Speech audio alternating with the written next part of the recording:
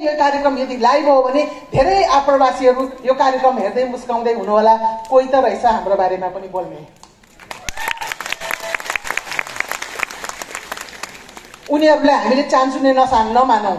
76% नेपालका घर परिवारमा रेमिटेन्स आउँछ, पैसा आउँछ। हामीले बालेको बत्तीको पैसा तिर्ने पनि 76% घर परिवारमा बाहिरबाट नै आउँछ। त्यसै कारणले आप्रवासीहरूको मत सुन्न जरुरी छ। र घोषणापत्रमा मैले अहिले के सुने भने विदेशबाट आएका नागरिक, विदेशमा काम गरिरहेकाहरूलाई पनि मतदान प्रणालीमा समावेश गरिनेछ। त्यो दोस्रो पोइन्ट जसले मलाई चाहिँ एकदमै खुसी तुल्यायो। र तेस्रो पोइन्ट चाहिँ बेजिल्ला मतदान। एउटा जिल्लाको मान्छेले अर्को जिल्लामा गएर पनि मतदान गर्ने प्रक्रियाहरूलाई चाहिँ हामीले चाहिँ यसलाई चाहिँ स्वीकार गर्छौँ भन्नुभएको छ। र मन्त्रीज्यू क्याबिनेट मिटिङमा बसिहाल्नुहुन्छ होला। एउटा रिक्वेस्ट चाहिँ के भने प्रधानमन्त्रीज्यूले सम्पूर्ण राजनैतिक दलहरूलाई ल्याएर नेपाल पोलिसी इन्स्टिट्युट भन्ने एउटा अन्तर्राष्ट्रिय थिङ्क ट्याङ्क छ जसको म चाहिँ एक्जिक्युटिभ बोर्ड मेम्बर हो। त्यसले गरेको अनुसन्धानलाई चाहिँ एकपल्ट सुनाउने मौका पाऊँ मन्त्रीज्यू। डिजिटल डेलिभरीको समयमा आई भोटिङ, इन्टरनेट भोटिङ गर्न सकिने सम्भावना भएको बेलामा, संविधानले अधिकार दिएको बेलामा,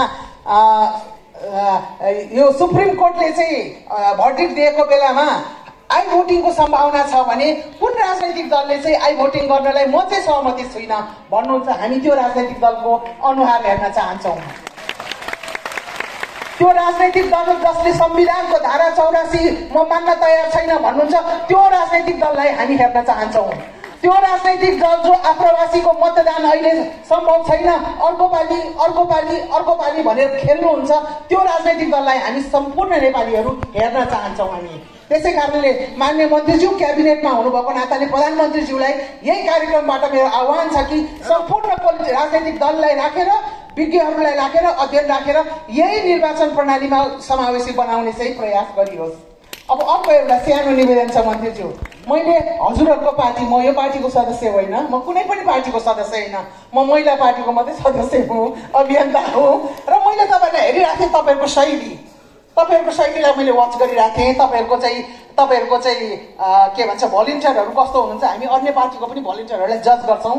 र हेर्दाखेरि मलाई चाहिँ एउटा चाहिँ जेनजी आन्दोलनमा घाइते भएको आमाले आएर बोल्नु एउटा स्पेस दिनुभयो। अपाङ्गता भएको तपाईँको केन्द्रीय समितिमा राख्नुभएको दिदीबहिनीलाई स्पेस दिनुभयो।